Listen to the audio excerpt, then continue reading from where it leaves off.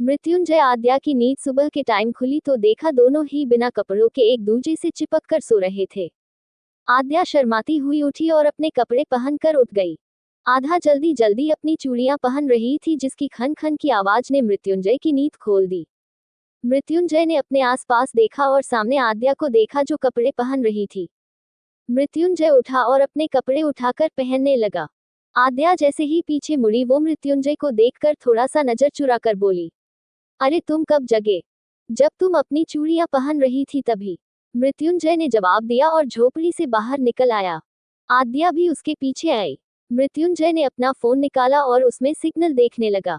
बड़ी मुश्किल से सिग्नल आ रहे थे। आद्या थोड़ा शर्मा रही थी फिर भी उसके पीछे आकर बोली, जय सुनो तो। सुन ही रहा हूँ, चुपचाप पीछे आओ और अब कोई कांड मत करना, चुपचाप चलना। तुम्हारी मेहर से हम रात भर जंगल में काट चुके हैं पर अब जीवन भर के लिए नहीं बचना, तो जैसा कहूँ वैसा करो और चुपचाप चलना, दिमाग और जुबान दोनों बंद रखना। मृत्युंजय का आदेश सुनकर आद्या का मुंह बन गया। वो गुस्से से मुंह फूला कर अपनी कमर पे दोनों हाथों की मुट्ठी बनाकर रखते हुए जय के सामने जाकर बोली, क्या मतलब है तुम्हारा कि मैं जुबान ज्यादा चलाती हूँ और पैर कम, और यहाँ आए भी मेरी वजह से हैं? बिल्कुल ठीक समझा तुमने। अब रास्ते से हटो और आगे बढ़ने का रास्ता देखना है, जय ने आद्या को पूरी तरह से इग्नोर करते हुए कहा और आगे बढ़ गया। आद्या जय से गुस्सा होकर बोली, ये नीमचुरा करेला तो कभी ढंग से बोल ही नहीं सकता, बचपन से नीम और करेला पी पी कर जुबान भी कड़वी कर हुआ। स्मर्क सन की खड़ूस कहीं का स्मर्क स्मर्क। आद्या गुस्से में उसके पीछे न जाकर दूसरी तरफ चली गई जंगल में और धीरे धीरे बोल अपने आप से बोल रही थी, समझता क्या है अपने आप को कि मैं उसे यहाँ लाए और वो मुझे यहाँ से वापस ले जाकर कोई एहसास कर रहा है। स्मर्क स्मर्क, जब जंगल में आ सकती हूँ तो जा भी अकेली सकती हूँ, जरूरत नहीं है मुझे किसी की। Smirk smirk. आद्या गुस्से में बोले जा रही थी, उसे पता ही नहीं चला कि वो अपने गुस्से में कितना आगे आ गई। दूसरी तरफ जय ने बहुत देर से कोई आवाज और कोई हरकत महसूस नहीं की तो उसे थोड़ा शक हुआ। वो खुद से बोला, ये इतनी शांति से कैसे चल रही है, कुछ ज्यादा ही सीरियस ले लिया क्या मेरी बातों को? मृत्युंजय ने अपने शक को दूर करने के लिए पीछे मुड़कर देखा तो सच में पीछे कोई नहीं था। आद्या को अपने पीछे न पाकर मृत्युंजय थोड़ा घबरा कर बोला, आद्या क्या बचपना है ये सब? ये जंगल है तुम्हारा घर नहीं जो आंख मिचौली खेल रही हो। चुपचाप बाहर आओ, अभी कोई सांप वांप आ जाएगा तो पता भी नहीं चलेगा। मृत्युंजय पीछे लौटने लगा और आद्या को आवाज देने लगा। मृत्युंजय की आवाज लौटकर उसी को सुनाई दे रही थी। जय बहुत देर आद्या को आवाज देता रहा पर उसे आद्या की आवाज नहीं आई।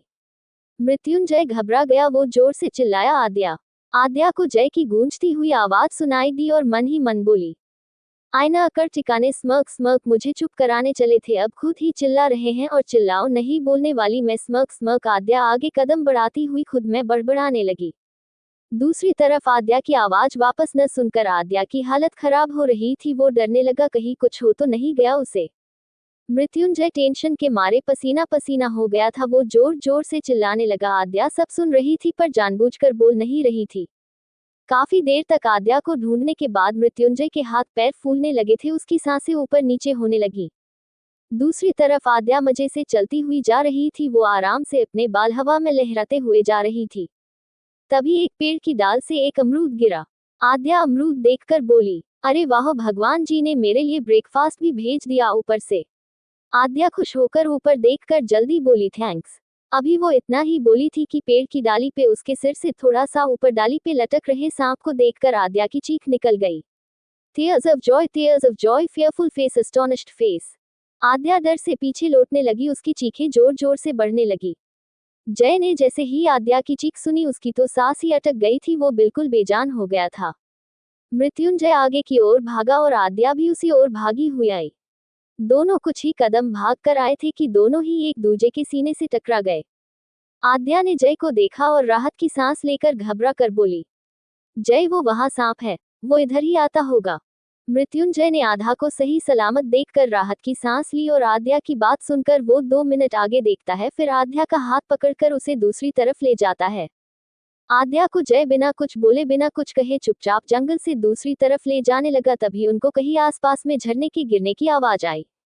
झरना के आसपास होने से जय ने सुकून की सांस ली, क्योंकि झरने के पास पहुंचा, यानी यहाँ से फार्म हाउस का रास्ता ज्यादा दूर नहीं। जय ने आद्या का हाथ पकड़ा और उसे अपने साथ ले जाने लगा। आद्या चुपचाप उसके साथ चल रही थी पर मन ही मन हजार गालियां दे रही थी। Tears of Joy, tears of Joy. ये आदमी सच में भगवान ने अपनी सिर्फ और सिर्फ झुंझलाहट दूर करने के लिए धरती पे भेजा है, जो धरती पे आने के बाद दूसरों को फ्रस्ट्रेट करता रहता है। Smirk, open mouth, face running dash. Aadya मन ही मन गुस्सा हो रही थी और खुद से बोली, इसकी बात मानो तो दिक्कत, न मानो तो दिक्कत, पता नहीं समझता क्या है खुद को, कहीं लॉर्ड गवर्नर। स्मर्क। दोनों साथ में चल रहे थे पर दोनों ही शांत थे। मृत्युंजय इसलिए चुप था क्योंकि उसका गुस्सा अभी फूट जाता आद्या के ऊपर अभी कुछ बोला तो। आद्या को मृत्युंजय अपने साथ लिए काफी आगे आ गया था। मृत्युंजय ने एक बड़ी सी चट्टान देखी और उसके ऊपर आद्या को बिठाकर थोड़ा रोवेली आवाज में दबे हुए गुस्से से बोला, अब चुपचाप यहाँ बैठी रहना जब तक मैं न बोलूं। हिलने की, कहीं भी जाने की जरूरत नहीं है, और इस बार भागी ना तो यहीं छोड़ जाऊंगा तुम्हारे इन जंगली दोस्तों के बीच। करती रहना इनके साथ जंगल में मंगल। Smirk, fire, pouting. Aadya Jay की बात से मुंह सिकोड़ने लगी। मृत्युंजय अपना फोन निकाल कर फिर से नेटवर्क देखने लगा। थोड़ा ऊंची जगह पे होने की वजह से उसे कुछ कुछ सिग्नल मिले। उसने अपने फोन में एरिया देखा और यहाँ से फार्म हाउस की दूरी और दिशा देखकर जय ने थोड़ी राहत की सांस ली। तभी उसे आद्या नीचे उतरी हुई दिखी। कहाँ जा रही हो अब? जय ने आंखें दिखाते हुए सवाल किया। दिलफायर स्माइल विद हॉर्न्स। आद्या आधे तिरछे मुंह बनाकर अपनी तर्जनी अंगुली को ऊपर करके बोली, वॉशरूम जाना है, पर आपके राज में कहीं वॉशरूम हो तो मुझे जाना था वहां, तो आप इजाजत दें और मुझे बताएं कहाँ जाकर आऊं। Tears of Joy, astonished face, fearful face. Smirk, smirk. Mrityunjay भी उसी टोन में बोला, ये मेरा राज नहीं है, जंगल राज है, और जहाँ जगह मिले जाकर आओ। बता तो ऐसे रही हो जैसे सांस भी पूछ कर लेती हो। स्मर्क, स्माइल विद हॉर्न्स, दिलफायर। आद्या मुंह बनाकर कुछ कदम चली, फिर पीछे मुड़कर बोली, अब तुम मेरे पीछे क्यों आ रहे हो? मुझे वॉशरूम जाना है, कोई जंगल में छुपम छुपाई खेलने नहीं जो मेरे पीछे पीछे आ रहे हो। Smirk, smirk, tears of Joy, tears of Joy. पहली बात तो यहाँ कोई वॉशरूम नहीं है, खुले आसमान के नीचे जहाँ मन करे करो। और दूसरी बात, तुम्हारा कोई भरोसा नहीं कब क्या कांड कर बैठे, इसलिए तुम्हारे पीछे आना जरूरी है। अब ज्यादा शेरनी न बनो, जाके करो टॉयलेट। Smirk, smirk. आद्या मुंह बनाकर बोली, यहाँ तुम्हारे आगे। जय ने भी अकड़ से जवाब दिया, यहाँ कोई और है जिसके आगे करना है। मैं पीठ करके आंखें बंद करके यही खड़ा हूँ, चुपचाप वो करो जो करना है। आद्या मुंह बनाकर रह गई और पेड़ के पास जाके टॉयलेट करने लगी। थोड़ी देर बाद जय के आगे आकर आद्या बोली, चले अब। मृत्युंजय ने उसे देखा और टेढ़ा मुस्कुरा कर आगे की तरफ बढ़ गया। आद्या चिल्लाकर बोली, वहाँ कहाँ जा रहे हो? हमको जाना तो दूसरी तरफ है। अब तुमको याद आ रहे हैं क्या तुम्हारे जंगली दोस्त जो वापस उनके पास जा रहे हो? Smirk, tears of Joy. Mrityunjay ने